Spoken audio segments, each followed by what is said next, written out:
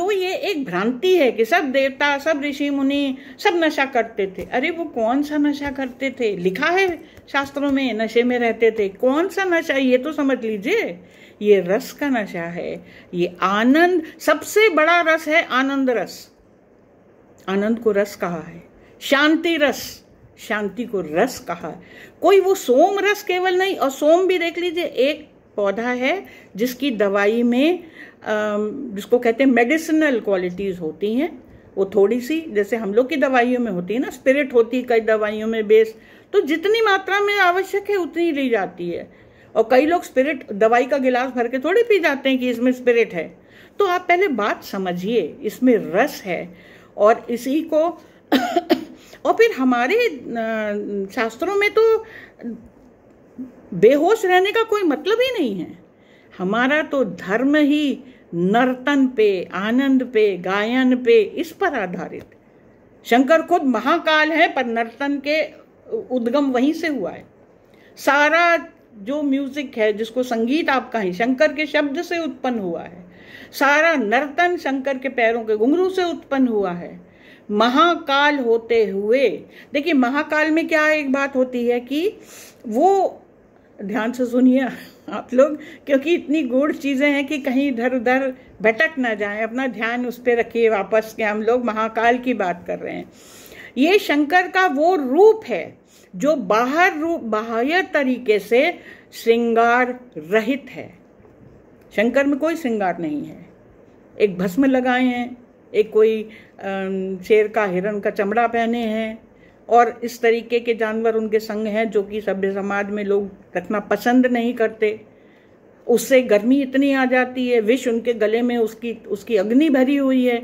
उसको शीतल करने के लिए वो कभी चंद्रमा बिठा लेते हैं, कभी गंगा जी रख लेते हैं, मतलब शीतल ठंडा करने के लिए ये। लेकिन इनका बाहरी स्वरूप है महाकाल का।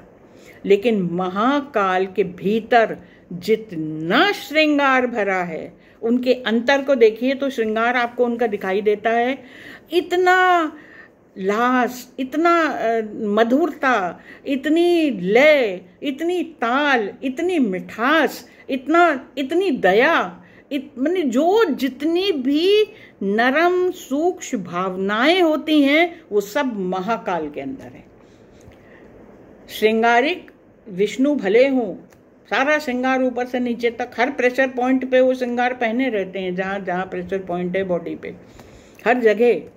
लेकिन उनका भी श्रृंगार महाकाल के आंतरिक श्रृंगार के आगे फीका पड़ता है, क्योंकि इनके पास इतना रस है। और जैसा हमने कहा, हमारा तो पूरा शास्त्र, पूरा अध्यात्म नर्तन पर आधारित है।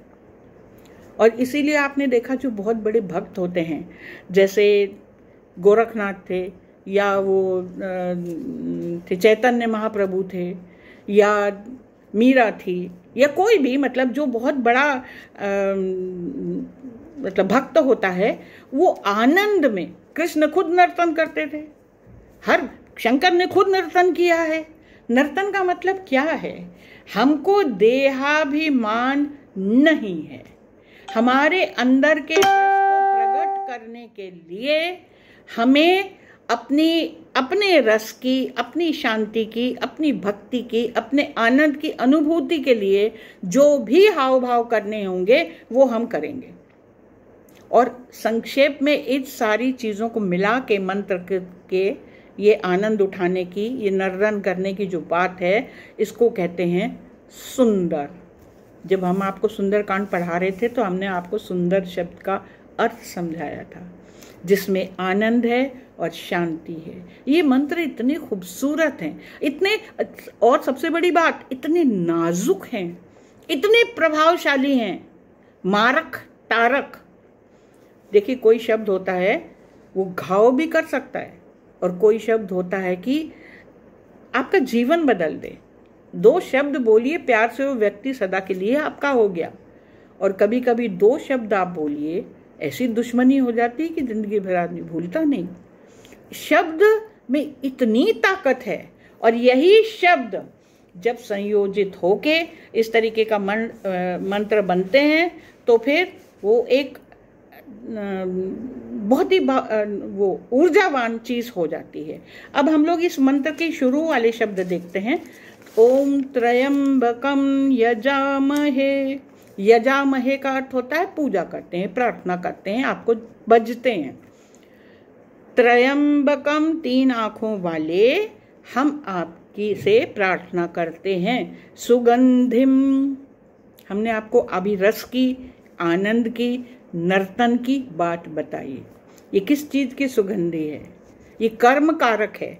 आपके कर्म, आपके भाव, देखिए कर्म शरीर से है, भाव आपके मन से है, विचार आपकी बुद्धि से है।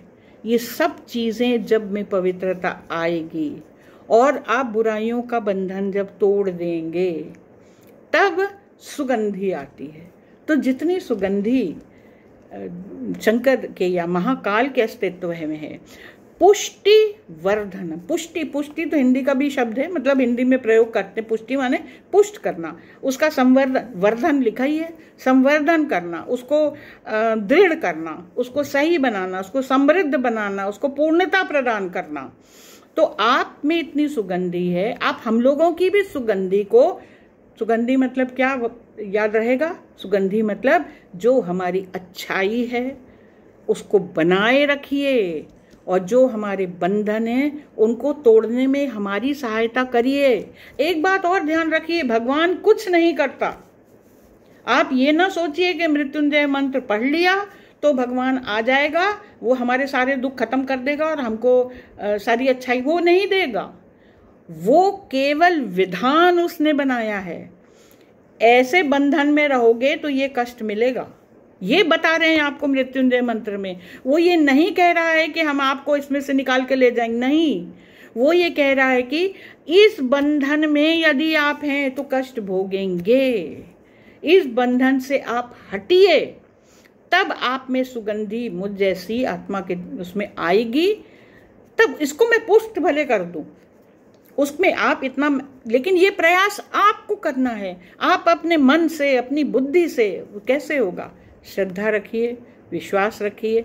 हमारी ताकतें तो सीमित है ना, हम उतना तो नहीं कर सकते जितना अपेक्षित है, लेकिन हम जितना भी कर सकते हैं उतना हम करें। और ये तभी होगा जब हम विश्वास रखेंगे, श्रद्धा रखेंगे, भक्ति रखेंगे, हम प्रयास करें तो वो पुष्टि करेगा, वो हमारे कोशिश को बल देगा। उर्वारुक में है, यह हमने आपको बता दिया। उर्वारुकमिव इव, उर्वारुकम इव 2 शब्दों की संधि से बना है। उर्वारुकमिवम, उर्वारुक के समान, लाइक, लाइक दिस ऐसे होता है ना, इसकी तरह। तो उर्वारुक की तरह यदि बंधनान, आप बंधन में हैं, लौकी के तने की तरह या ककड़ी के तने की तरह। अच्छा, इसके पहले एक शब्द ऊपर छूटा है, सुगंधिम पुष्टिवर्धनम। ये तो हमने आपको बताया कि सुगंधी को वो पुष्ट करेंगे, कर्म यदि आप सही करेंगे। उर्वारुक में वह, जैसे उर्वारुक है, ककड़ी है, बंधन, उसकी जो लौकी का तना और ककड़ी का जो तना है, मृत्योर। अब ये फिर से दोबारा कनेक्ट होते हैं क्योंकि ये टाइम खत्म हो गया है।